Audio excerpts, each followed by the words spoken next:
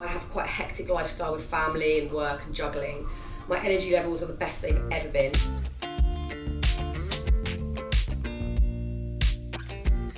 My love of cooking started probably with my nan. When I was a tiny kid, we'd always make jam tarts together, and that was like our little thing. I guess in my late 20s, I met my husband, he already had children, so there was this instant sort of family setup, and that made me think about food in a really different way. I've always had a lot of cookbooks, I just hadn't looked at the front of them. I'd always just gone to the baking bit at the back, so I already had a ton. So I just sort of delved into those. The rest, I guess, was just sort of trial and error. If I was reading a Nigella book or a Jamie book, I would keep trying until things kind of turned out okay. I got to a stage where I felt confident enough to experiment on my own, and I think that's a nice moment for anybody who likes cooking at home, is when you feel like, yeah, I could just try this, this and this and put it together and see what happens, and that's quite a nice little space to be in. I watched a Newsround report, because obviously Newsround was like, everybody watched Newsround as a kid. Get home from school, Newsround, Neighbours, tea, brilliant.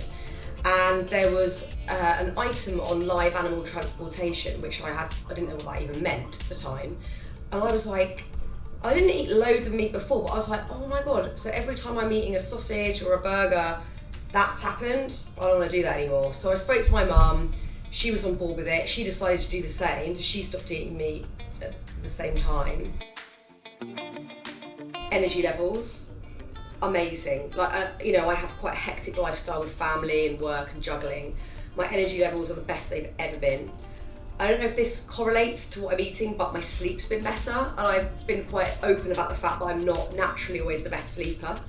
I'm eating more than I ever have. I'm eating bigger portions.